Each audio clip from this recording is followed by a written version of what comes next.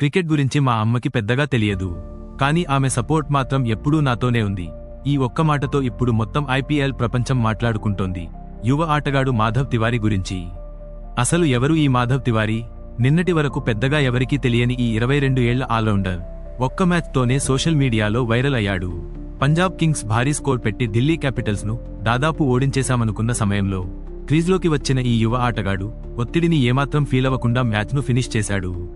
ఇదే ఇప్పుడు అందరూ మాట్లాడుకుంటున్న అసలు కథ. సోమవారం జరిగిన హై స్కోరింగ్ థ్రిల్లర్లో పంజాబ్ కింగ్స్ మొదట బ్యాటింగ్ చేసి ఢిల్లీ బౌలర్లను చితక్కొట్టింది. ప్రియాంశ్ ఆర్య కేవలం 33 బంతుల్లో 56 పరుగులు చేసి పవర్ప్లేలోనే మ్యాచ్ను పూర్తిగా పీబీకేఎస్ వైపు తిప్పేశాడు. ప్రభ్సిమ్రాన్ సింగ్తో కలిసి కేవలం 7 ఓవర్లలో 78 పరుగుల భాగస్వామ్యం నెలకొల్పాడు. ఆ తర్వాత కెప్టెన్ శ్రేయాస్ అయ్యర్ మరోసారి తన క్లాస్ చూపిస్తూ 36 బంతుల్లో అజేయంగా 59 పరుగులు చేశాడు. ఇటీవలి మ్యాచ్లో కూడా అయ్యర్ అద్భుత ఫామ్లో ఉండటం పీబీకేఎస్కి భారీ బూస్ట్గా మారింది. ఇక కూపర్ కానోలీ 38 పరుగులు జోడించడంతో పంజాబ్ 210/5 అనే భారీ స్కోర్ నమోదు చేసింది. 211 పరుగుల టార్గెట్ చేజ్ చేస్తూ ఢిల్లీ క్యాపిటల్స్ మొదట్లోనే కష్టాల్లో పడింది. స్కోర్ 74/4 అయ్యేసరికి మ్యాచ్ పూర్తిగా పంజాబ్ చేతుల్లోకి వెళ్లిపోయిందని అందరూ అనుకున్నారు. సోషల్ మీడియాలో కూడా డీసీ మ్యాచ్ ముగిసింది అంటూ పోస్టులు మొదలయ్యాయి. కానీ అక్కడే అసలు ట్విస్ట్ మొదలైంది. కెప్టెన్ అక్షర్ పటేల్ మరోసారి తన బాధ్యతను గుర్తు చేసుకుంటూ కెప్టెన్ ఇన్నింగ్స్ ఆడాడు. అతనికి అనుభవజ్ఞుడు డేవిడ్ మిల్లర్ సపోర్ట్ ఇవ్వడంతో మ్యాచ్ మళ్లీ ఢిల్లీ వైపు తిరిగింది.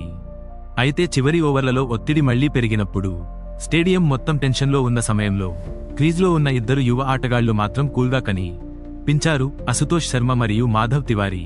మాధవ్ తివారీ ఆడిన చిన్న ఇన్నింగ్స్ స్కోర్బోర్డ్లో పెద్దగా కనిపించకపోవచ్చు, కానీ మ్యాచ్ పరిస్థితిని చూస్తే అది బంగారం లాంటి ఇన్నింగ్స్. ఒత్తిడిలో కూడా ఒక్కసారి కూడా టెన్షన్ పడకుండా ఆడటం అందరినీ ఆశ్చర్యపరిచింది. మ్యాచ్ తర్వాత మాట్లాడుతూ మాధవ్ చెప్పిన మాటలు ఇప్పుడు వైరల్ అవుతున్నాయి. ఇది నా రెండో ఐపీఎల్ సీజన్.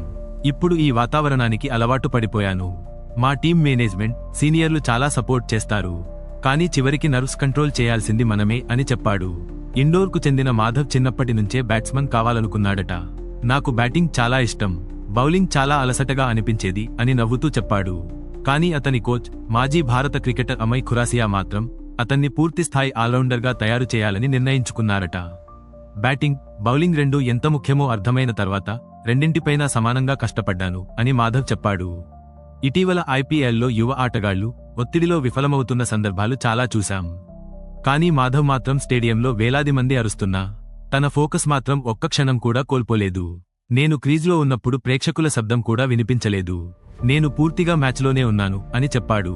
ఇద్దరూ ఎలాంటి హడావిడి లేకుండా మ్యాచ్ను ఫినిష్ చేశారు. బ్యాటింగ్తో మాత్రమే కాదు, బౌలింగ్లో కూడా మాధవ్ ఆకట్టుకున్నాడు. క్రమశిక్షణతో బౌలింగ్ చేస్తూ 2 కీలక వికెట్లు తీసుకున్నాడు. సరైన లెంగ్త్లో బౌలింగ్ చేస్తే పిచ్ సహాయం చేసింది.